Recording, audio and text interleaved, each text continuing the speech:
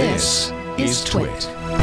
Many of us have considered deleting our Facebook accounts. Jason claims to have done it, but he is afraid to check back. So I'm afraid to log in that it might cancel things. But one brave soul we know has actually deleted his account and lived to tell about it. Here to discuss his experience is Brian X. Chen, technology columnist from the New York Times. Welcome, Brian. Hey, guys. Hey, thanks for having me. So were you a regular Facebook user before you gave it up? And why did you decide to give it up? So I had been using Facebook since the year after it came out. What year did it come out again? Somewhere in like 2005 or something.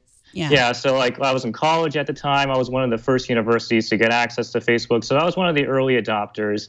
And it was just last year where I just felt like, enough is enough, because it was like data scandal after data scandal that just seemed to be coming up every week.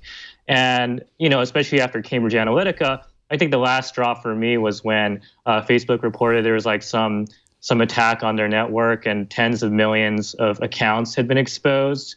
Like, this is one of many scandals last year, right? So I was just like, okay, I can't really trust this company with my data anymore. I'm just going to hit the delete button. But to answer your question, like I had been paring down on my Facebook usage overall, like over the past couple of years, because I just felt that I was getting less and less joy from using the service. I just felt that, like it was just people who I barely knew or barely know anymore. I barely talked to from college and posting about political news and all these things. And I just didn't really want to participate in it anymore. So I had been thinking about it for a long time, deleting it, that is.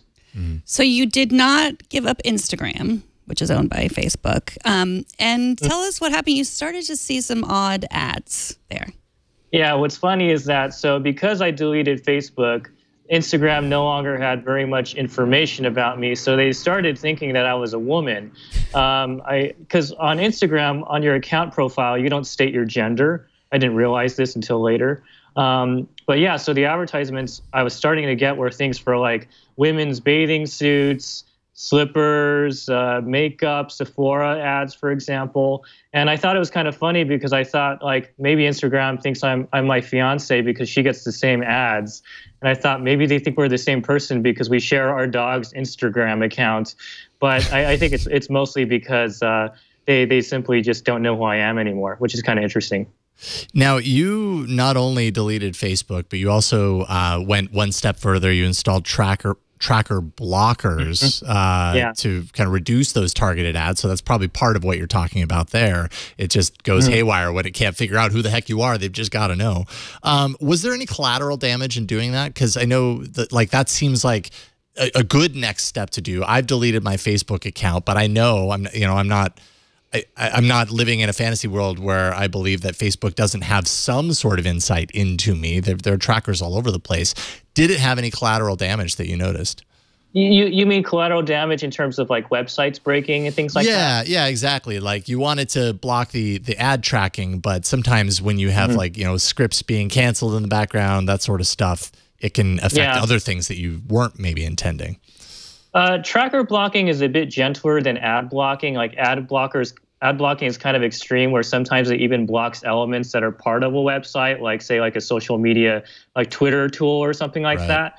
And yet, for some reason, the tracker blocker doesn't break as many elements. I have had some cases where like I was shopping and for some reason the shopping cart was not adding items, small things like that. And for sites like that, I would just whitelist the site for the tracker blocker and just add the item and be able to successfully check out. So I know like things like that could be a hassle for people who are kind of average tech users who don't really want to put up with this stuff. But I found the trade-off to be worth it. Like I personally don't feel like that I want to get ads that are very relevant to me because honestly, they just convince me to buy a lot of stuff. Yes, I'm with you. So you said you have the Instagram account that you share with your partner. That's Cooking with Fat Max at Instagram. Yeah. Someday Max will be an influencer, a pet influencer. If it's the last thing I do. He's famous enough. Okay, he's famous enough. It's true. That's the way I feel about myself. But so do you not have your own personal Instagram account as well? Because I'm confused about why they're not just getting information from that. I do have my own personal Instagram account. It's a private one. It's just, for me, but I'm still getting women's ads on that Instagram account as well. So it's a bit strange. And I think a big thing is that because you don't state your gender in your Instagram profile, they just simply don't know I'm a man anymore. I have no idea why they would default to think I'm a woman. But I generally don't use that account very much. I mainly use the dog account.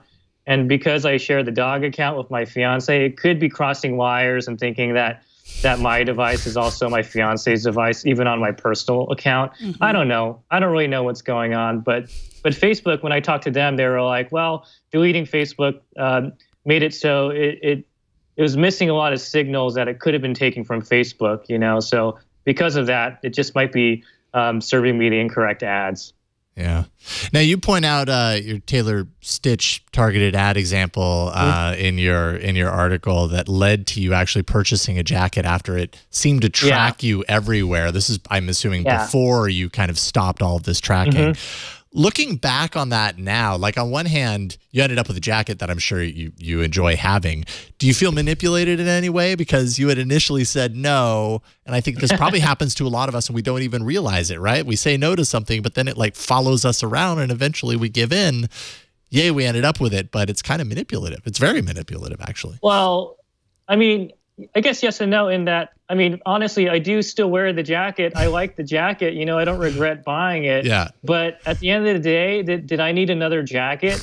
You know, like probably not. And that's probably why I said no in the first place. It's like, oh, yet another gray jacket in my closet. Like, I mean, it looks cool and everything, but I could have done without it, you know? And I think if that ad had not followed me around from site to site, and talking like from Facebook to like the NewYorkTimes.com and all these other sites, until like I finally bought this thing and finally the ad stopped showing, you know, it's stuff like that I think encourages people to impulse buy or make them reconsider after they've closed out of the shopping cart, things like that. Is that manipulation? Some people would consider it.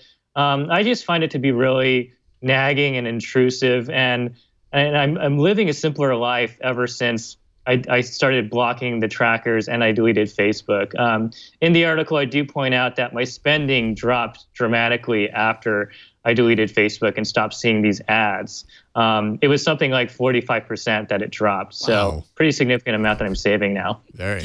So you also talk about how your friends did not, you didn't lose friends. You connect with most of them at the same amount and maybe even more deeply, your small group. But you had one holdout, one friend who only communicates via Facebook Messenger.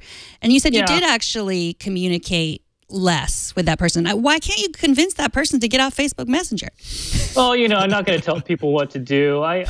Frankly, I don't understand why people are just tied to one app. You know, maybe it's just too much for people to have several apps, like for messaging. You know, like I personally have like 6 or 7 messaging apps because I have to use private messaging for journalism and all that stuff.